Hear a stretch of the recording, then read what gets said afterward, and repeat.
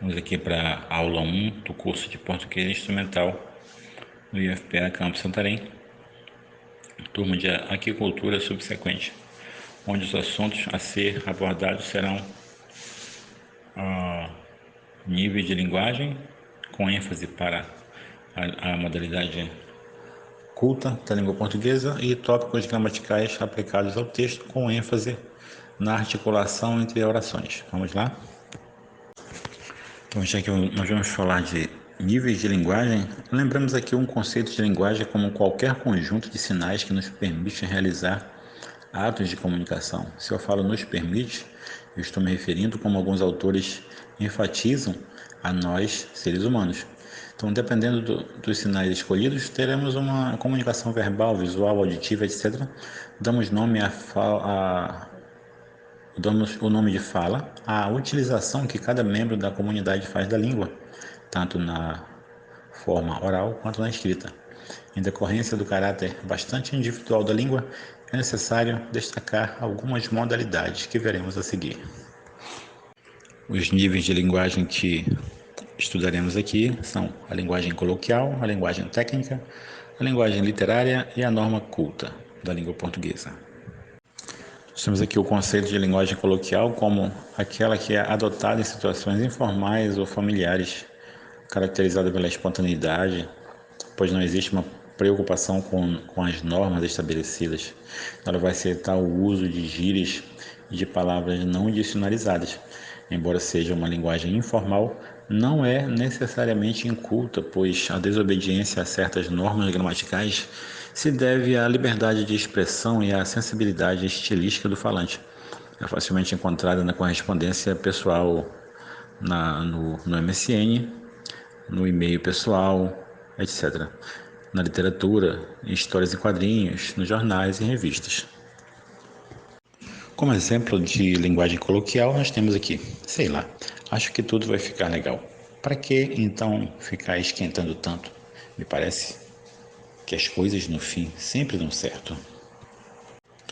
Então, aqui temos a linguagem técnica como a utilizada por alguns profissionais, policiais, vendedores, advogados, economistas, no exercício de suas atividades. É bom ressaltar, tá, gente? No exercício de suas atividades. Como exemplo de linguagem técnica, temos aqui o seguinte trecho. Vamos direto ao assunto, interface gráfica ou não. Muitas vezes é preciso trabalhar com o prompt do DOS, sendo o aborrecedor esforçar-se na redigitação de subdiretórios longos ou comandos mal digitados. Nós temos aqui um trecho retirado da revista PC World de agosto de 2007, lá na página 98, com a observação de que não se deve confundir vocabulário técnico com jargão, que pertence à modalidade coloquial. Então nós temos aqui vários termos técnicos como interface gráfica, prompt do DOS. Só pessoas da minha época que utilizaram esse sistema operacional vão ser capazes de decodificar esse registro técnico. Tudo bem? Então vamos prosseguir. Temos aqui então o conceito de linguagem literária, que é a linguagem artística, que tem finalidade expressiva, como a que é feita pelos artistas da palavra, poetas e romancistas, por exemplo. Então, esses artistas vão fazer uso de recursos como figuras de linguagem, recursos sonoros, como a assonância, a literação, termos técnicos da literatura, certo? O texto não vai ter compromisso com a verdade, tá? É importante ressaltar também, tá? Então, a linguagem literária digamos que é mais voltada para o entretenimento do que com o compromisso com a própria realidade. Observe um trecho que exemplifica a linguagem literária, pause o vídeo e façam as suas devidas consultas para esclarecer qualquer vocabulário não entendido. O céu jogava tinas de água sobre o noturno que me devolvia a São Paulo. O comboio brecou, lento para as ruas molhadas, furou a grade suntuosa e me jogou nos óculos menineiros de um grupo negro. Sentaram-me no automóvel de pêsames. Esse trecho é de uma obra chamada Memórias Sentimentais de João Miramar, do autor Oswald de Andrade. Aqui nós temos a modalidade que mais nos deve chamar a atenção, porque é ela que é ensinada na escola, é ela em que as redações cobradas nos diferentes concursos e vestibulares e Enem é ela que é exigida nos exames de seleção, que é a norma culta, que é aquela utilizada em situações formais, principalmente na escrita. Ela é mais planejada e bem elaborada. Caracteriza-se pela correção da linguagem em diversos aspectos, um cuidado maior com o vocabulário, a obediência às regras estabelecidas pela gramática e a organização rigorosa das orações e dos períodos, etc.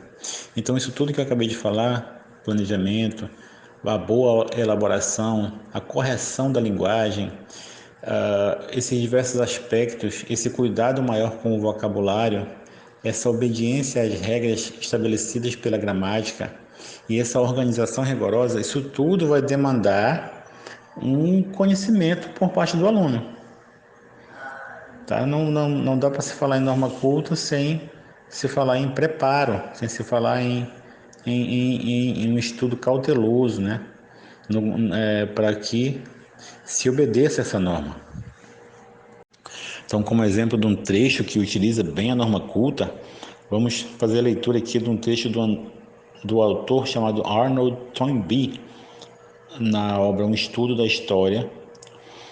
Então ele diz: o mais forte e apreciável motivo para um estudo dos assuntos humanos é a curiosidade.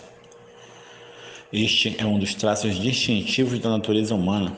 Ao que parece, nenhum ser humano é dele totalmente destituído, apesar de seu grau de intensidade variar enormemente de indivíduo para indivíduo.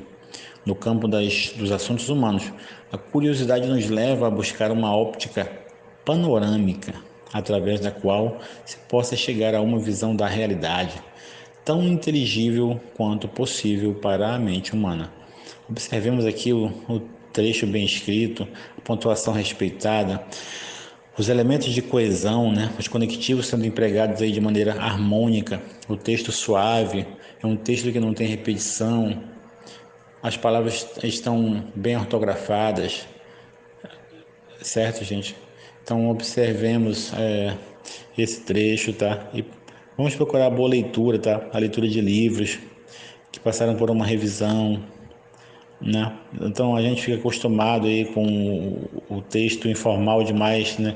Tudo que é demais vai nos prejudicar, né? O excesso de informalidade também não é tão bom assim para nós enquanto profissionais, enquanto cidadãos que devemos, né, construir essa habilidade, essa capacidade de, de sermos leitores e escritores proficientes na norma culta da nossa língua. O próximo assunto agora sendo iniciado é tópicos gramaticais aplicados ao texto com a especificidade na articulação entre orações. E quando se fala entre articulação entre orações, nós imediatamente devemos nos lembrar da coesão textual. Temos aí que uma noção segura dos recursos de que a língua dispõe é extremamente importante para que se penetre no texto. Então vamos prosseguir. Então temos aqui a amplitude do entendimento do termo coesão. Então qualquer vínculo estabelecido entre palavras, entre orações, entre os períodos ou até mesmo entre os parágrafos é chamado de coesão. Então para que haja coesão, nós vamos nos utilizar dos chamados conectores, que são as palavras ou expressões que vão conectar os vários segmentos linguísticos, as frases no período, os períodos no parágrafo e os parágrafos no texto. Incluem-se nesse grupo várias subclasses gramaticais de palavra, como veremos. Então aqui nós temos alguns tipos de conectores, algumas classes de palavras, as conjunções, e, pois, as locuções conjuncionais, como além disso, no entanto, advérbios, como depois, finalmente, locuções adverbiais, como em seguida, por último, algumas orações reduzidas, orações sem conjunção e com o verbo na forma nominal, gerúndio, infinitivo ou particípio.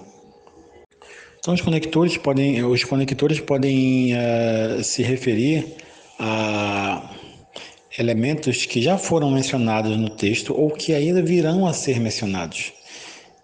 Então, e esses termos aos quais eles se referem são chamados de referentes. Aqui nós temos como conectores os pronomes pessoais, do caso reto ou do caso oblíquo.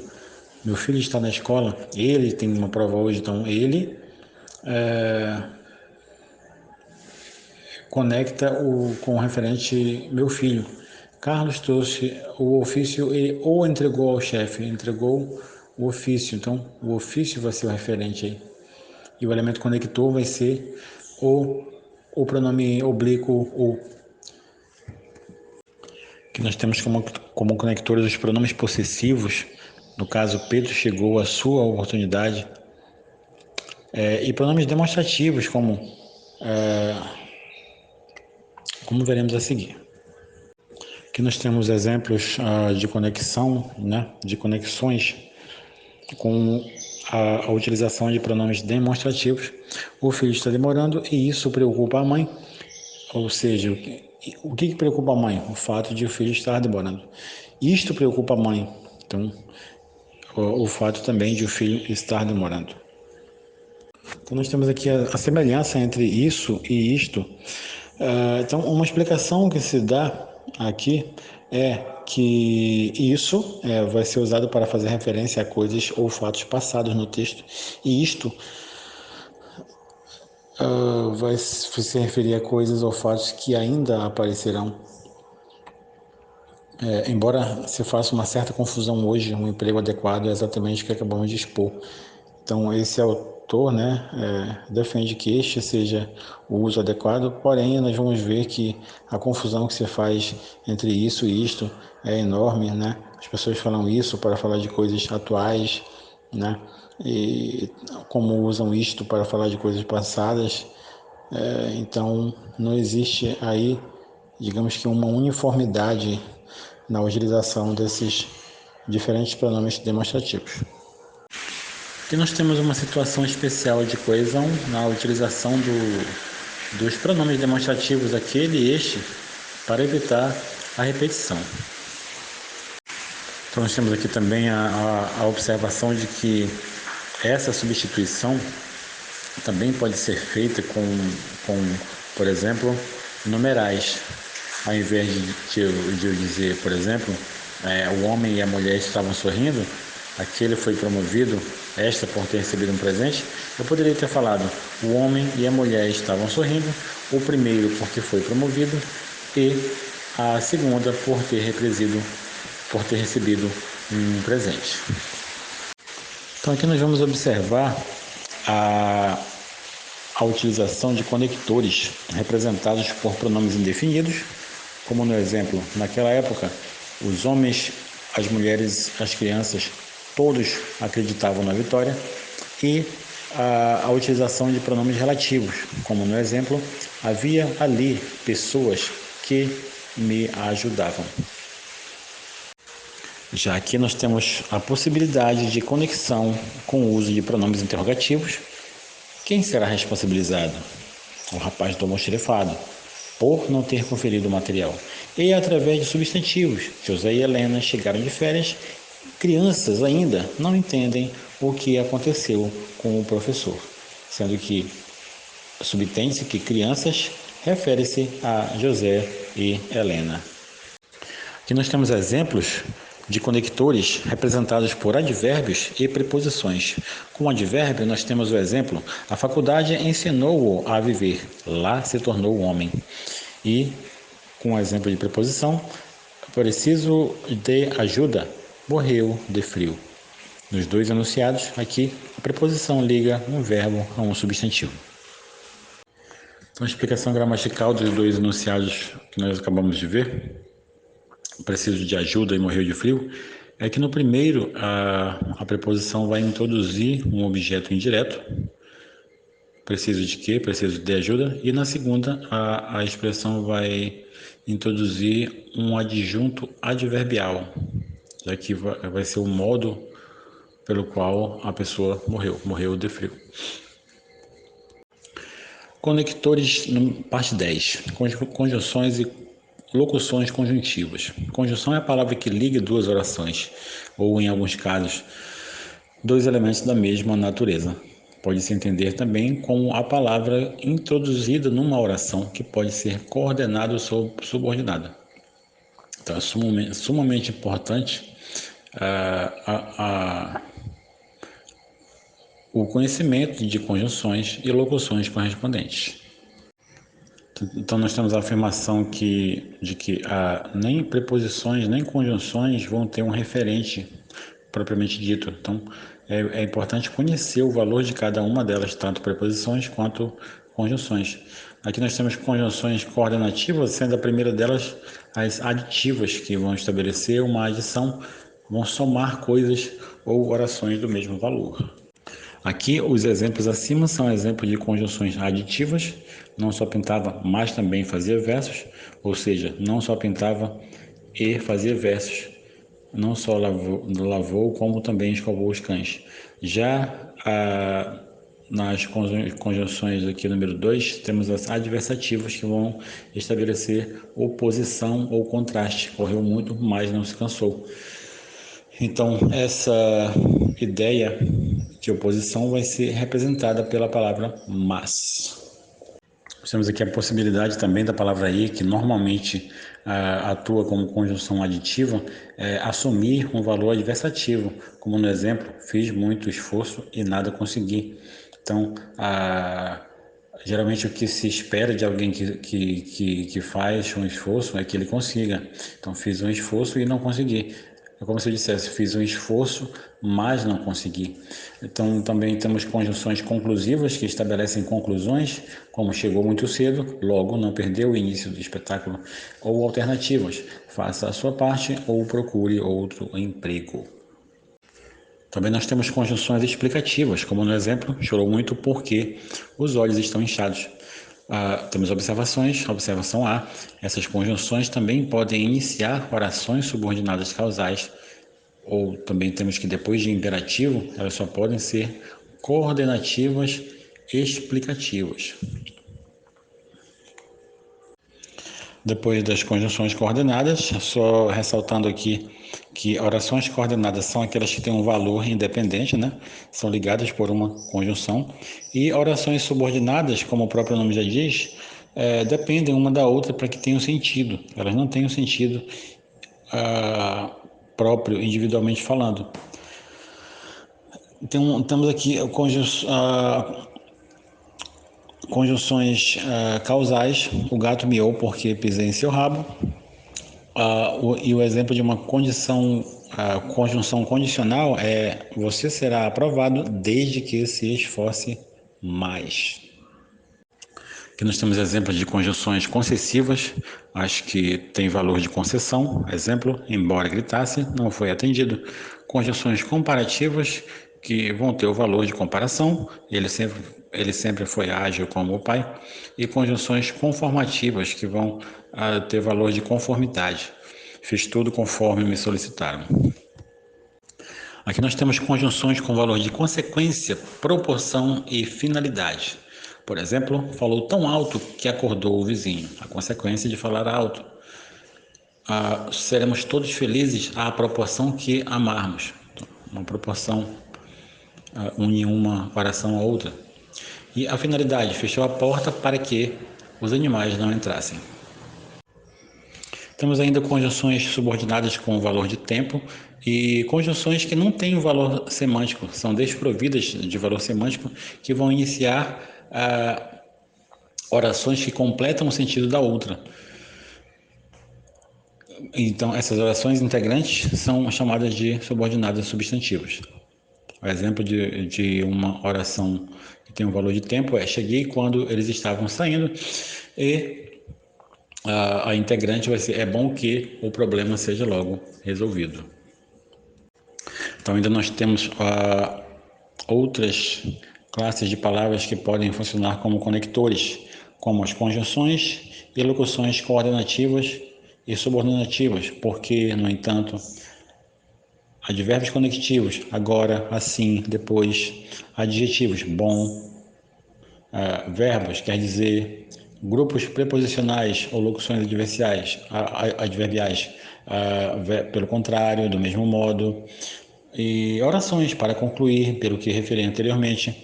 Então, gente, só fazendo um comentário aqui, todos esses conectores vão ligar oração com oração, período com período, período com parágrafo, parágrafo com parágrafo, e vão amarrar, vão costurar o texto de maneira geral. Aqui temos mais exemplos, não estou de férias porque não acabei o relatório, vou fazer hora extraordinária a semana toda. Agora, não me peçam para trabalhar no fim de semana. Para concluir o debate, ele leu o relatório. Temos aqui alguns tipos de conectores, temos os que indicam relações de tempo, temos o que indicam oposição, temos os que acrescentam informação, quando, enquanto, por fim, depois, em seguida, antes, mais, embora, no entanto, apesar de, pelo contrário, contrariamente, por oposição, e também, além disso, mais ainda, igualmente, do mesmo modo, pela mesma razão, adicionalmente, ainda. Temos também conectores que indicam uma causa e consequência, porque, por isso, consequentemente, pois, portanto, logo, por conseguinte, por esta razão, deste modo, então, de maneira que.